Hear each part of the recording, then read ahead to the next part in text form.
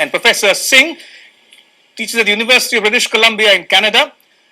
Good evening to you, Ambassador Kumar, and a very good morning to you, Professor Singh, who is joining us from Vancouver. Gentlemen, welcome to News 9. How do you look at it from across the Atlantic? I ask you this because, as Ambassador Kumar was mentioning, Germany, for instance, is continuing to get gas from the Nord Stream 1 pipeline. Although Germany has decided to phase out nuclear energy, France, in contrast, is going nuclear in a big way after the pandemic as well as the Russia-Ukraine conflict. Hungary, same situation, trying to get more Russian gas because it deems it fit for its economy in the near term as well. How do you look at it, this evolving scenario in Europe as we speak, especially ahead of the what some people call as the long, hard winter? Thank you, Ramesh. I think you very aptly put it. A desperate choice for Europe between heating and eating. I think that says a lot because Europeans historically remember that in 19th century Napoleonic wars and in 20th century German invasion of Russia, Russia has always used winter in really teaching a lesson to several West European countries over a period of time. And I think here is an example of how for last 3 decades almost, the interlinkages that Russian energy has built with European nations are today coming very handy to Moscow's dictating terms as to how crisis in Ukraine should end. As for solutions, I understand some of these are really desperate solutions and they may be far more rhetorical rather than actually making a dent on the ground. Very clearly, Europe is beginning to look at alternatives, but they are going to take really long time. They are not going to be a quick deal for this winter. You mentioned about Chancellor Scholz visiting Canada, and Canada has enormous amount of energy reserves, and they can really stand up to replace Russia.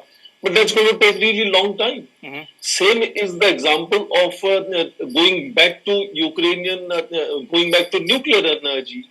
Which after Fukushima of 2011 had really become a complete no-no, and in fact, that is how Germans had given up on nuclear energy and depended on Russia during that time. Many countries are now going to go to nuclear energy. I think India can play a major role in encouraging solar energy. But in the same sense, I think it's a crisis in the making, and I think should make Europeans realize that the kind of difficulties several other countries face, and India has repeatedly underlined how India's need for import of Russian energy has to be understood in the context of India's own national interest and limitations. Europeans perhaps understand that kind of situation now, and this could have a clear impact on how Ukraine crisis end up because it's reaching a very desperate level now. Even the largest Zaporizhia power plant of Ukraine is almost ready to be shut down. There are reports of some damage being done. Temporarily, it was shut down earlier. And that, again, can be a source of difficulty for Ukrainian energy supplies. So it's going to be a crisis in the making. And I don't think taking less bath or keeping doors closed is going to resolve this issue. It's a bigger challenge than that. It's fundamentally a challenge how to deal with, as Ambassador says, when you have contentious relationship, but you have enormous dependence.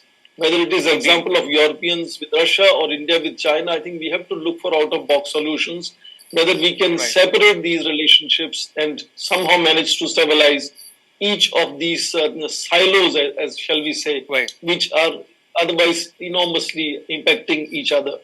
Indeed. But about how India has navigated this situation in the last couple of months and also looking ahead now. For its part, India says it is still buying Russian energy. At the same time, it's diversifying its sources of energy. And New Delhi justifies it by saying, if the West has a problem with us buying oil from Russia, why don't you allow more Iranian oil into the market or Venezuelan oil into the market? So you can't have your cake and eat it too. I think in coming decades, Ukraine crisis for Indian foreign policy would be seen as an inflection point in asserting how India doesn't need to really bandwagon or side with any other center of power around the world and has enough weight of itself in following its own national interest, abiding by international conventions, norms, and regulations.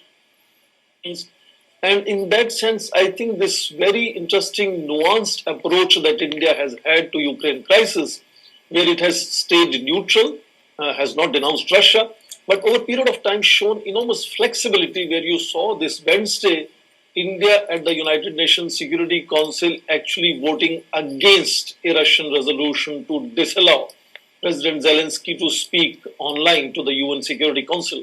So India has really underlined how it doesn't have to really Right. bandwagon any of the sides, either with United States or Right. with Russia, but is strong enough to pursue its own proactive neutral policy on these issues and Right. make a clear distinction of seeking cessation of violence and dialogue, but at the same time providing humanitarian assistance to Indeed. Ukrainians. And that kind of important assertion of India is something that will Right. be noticed in coming times. Fair enough. On that note, may I thank both my guests, Professor Swaran